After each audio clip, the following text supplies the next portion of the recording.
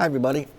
Well, welcome back. I hope you enjoyed the last few shows, and I hope you had some thoughts and comments. Those are good, have comments.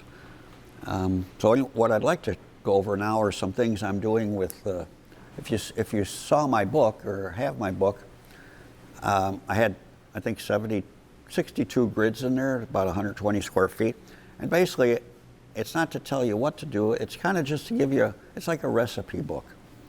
I know, and I think you can all agree, you're not born knowing how to make food. You're born knowing how to eat food, but you're not born knowing how to make food. So to make something, you have to get a recipe card. If someone just tells you the ingredients, well, you need butter, you need eggs, you need flour, you need meat, you need parsley, you need paprika, go ahead. Now you got a list, you don't know how to do it, how do you know how many to put in? How much of this or that to put? You'll never have a successful, until you keep experimenting and keep trying for years, then maybe you have something you can eat. So based on how I created that recipe card in the book, and the recipe card is just to give you a solid beginning. Once you see the beginning and you and the plants get to know each other, here's who I am, how you doing, and the plants go, oh, look who's back. We really like the way you're loving and caring for us. So you get to have this relationship with each other. So I've been putting together these grids, and I started with a pollinator garden plant patterns. And I made them a little smaller. This is only 4 feet by 4 feet, so it's about 16 square feet. And on this one I had Echinacea prairie splendor and Parthenium integrifolia. And then on the grid I told you about stewardship, how you care for this. And describe what it would look like. Bold and expressive would be first emotions most experienced when these two plants are flowering. So it's an emotional, intense moment when they're both in bloom. And then I go to stewardship, and then some of the birds, butterflies, and pollinators. And I get that off of the internet. That doesn't mean they're going to show up, because they've showed up for other people, but it's the context of who the plants are living with, and it's a relationship of the conditions the insects, birds, and butterflies can find to build a home. So if you don't have a place where insects can build a home because of too much soil disturbance, or there's not enough other material around to build homes, they might not show up. But you can keep looking into that situation on your own and find out what it is you need to add or how you need to expand the garden, or talk to neighbors about having gardens in with them and you can do too much. I mean, it's too exciting, the possibilities. But I thought this grid, and I have for sensory garden, cut flower, I've created about 20 some grids, and we have them at Northwind, so you can walk up, see the recipe card, take a picture of it, and then we have a QR code. You can go to the QR code, and I even have more descriptions, just more things to be aware of that you can find out on your own and share with family, friends, and then create your own future possibilities, which is too exciting. And then you can take the grids and you can put them together like building a quilt. You can mix a sensory garden with pollinator. You can do repetition. And the cool thing, now what if you don't like one of the areas you did? What are you going to do? You got to run up and down the block, complain to the neighbors, why did I do this? You just go there and dig out 4 or 5 plants and relocate them. And there's a word for that. It's called gardening. You're going to be a gardener. But you're doing something because you know why you're doing it. You're just not doing it because the garden got away from you, there's too many weeds, you haven't been there in 2 weeks. When you're gardening because you want to, that's called joyful. When you're gardening with an awareness of what you're doing and why you're doing it and what that's going to lead into, you're joyful. And people all around the neighborhood go, why is that person so happy? What's going on here? And you're happy because you're doing joyful things outside and sharing your life with the plants and your family. And you know what else is happening? You're getting healthy. The more you garden, the healthier you get. You think about how many steps you take, walking, breathing fresh, clean air, and then you're sharing that with your family. Because people get curious when they see happy people. So in my book, if you get to chapter, if I'd have bought my own book and didn't write it, I probably never would have read it. Because I'm like most people, I go through the pictures and I read selectively what I want to. But in chapter 7, creating your own plant communities. I have a whole chapter on how to create your own plant community, based on measuring the space, how many square feet, how you determine how many plants per square foot, what plants you relate to each other based on growth rate and growth habit.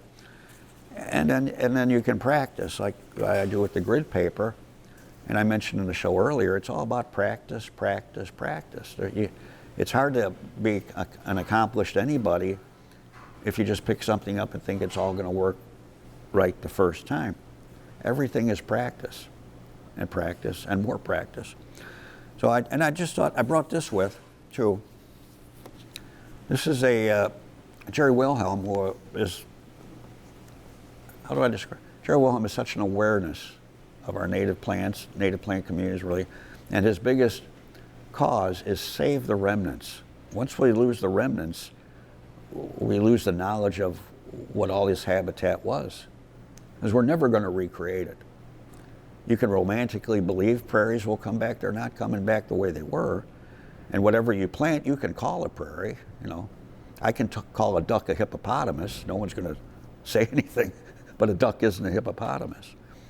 So in Jerry's outline here, there's 9 pages of 50 plants per page, and that's for a wetland and mesic prairie, 2 habitats. And he freely admits he's missing something. So 9 times 50, that's 450 species of plants for those 2 habitats.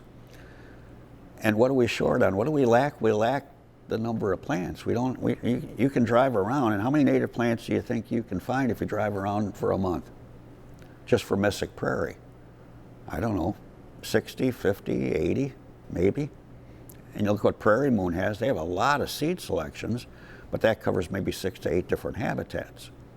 So, and if you look at 19 or 18 counties around Chicago, in Jerry's book, there's about, I think he said, 1,900 to 2,200 native species, woody and herbaceous, you can still find, which is very good. A lot. Not as much as there was.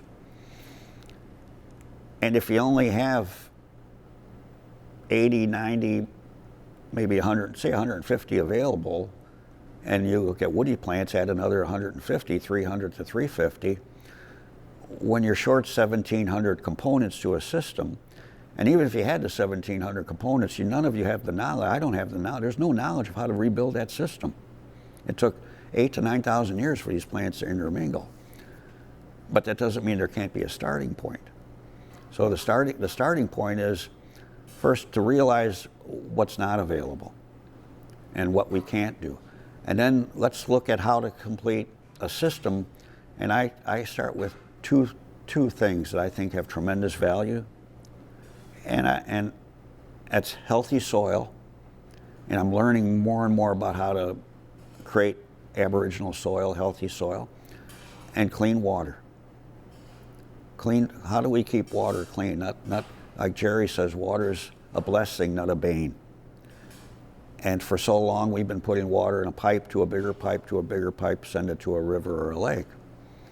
So the idea is, how do you capture water, use it efficiently in all your plantings, all our plantings? And I'm still trying to understand it. And no way of doing that, but I have a much better idea of how to approach it, and I keep learning and growing into that.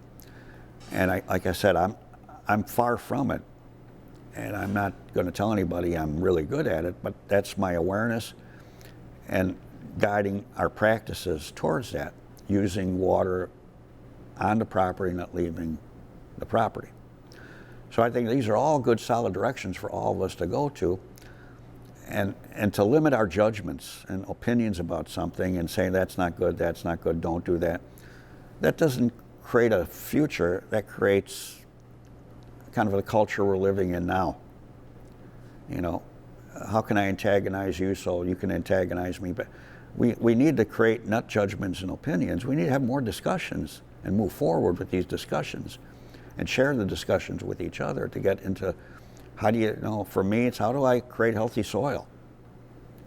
So the simple thing, native bunch grasses. Use a lot of native bunch grasses and some of the non-native grasses, Cecularia, tremendously fibrous roots. The living and dying of roots, the native bunch grasses turn over their volume of roots every 3 years. Tremendous organic matter, which provides for infiltration of water less runoff, and stabilizes soil temperature and soil moisture. Then all the other living things have a home to live in.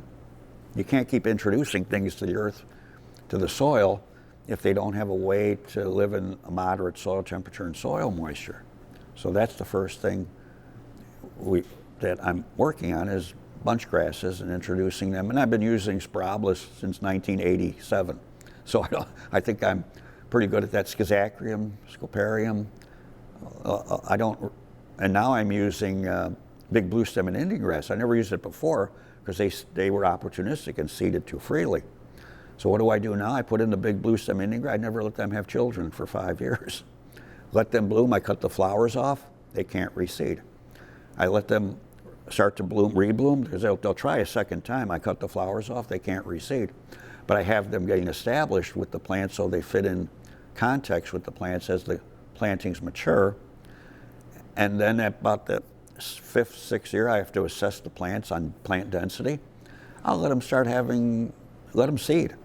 Because then now I can start creating dynamics and see where some of these pop up where they really look good. And they can't take over because the plants now are mature adults. This is where they live. They've claimed a space. And I just hoe out the other things that I like to see and other things I don't, and allow dynamics to play a big role along with editing out the plants in certain conditions or situations.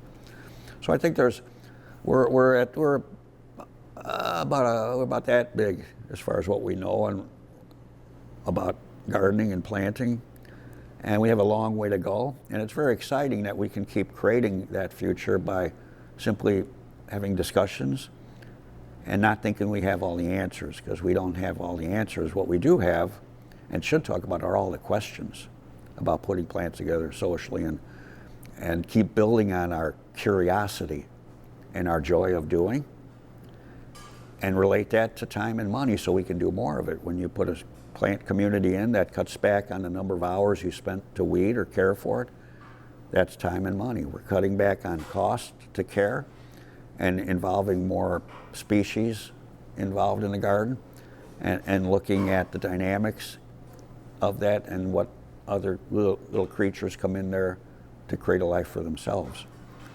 So thanks for, again, being around. And again, let's create discussions, but not by guessing, by doing, screwing up, and learning for what we screw up. That's the best thing. That's the best way to learn.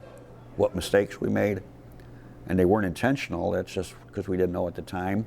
We learn from that, and we keep moving forward based on actions we take, not speculation and judgment. Thanks, everybody. I'll see you soon.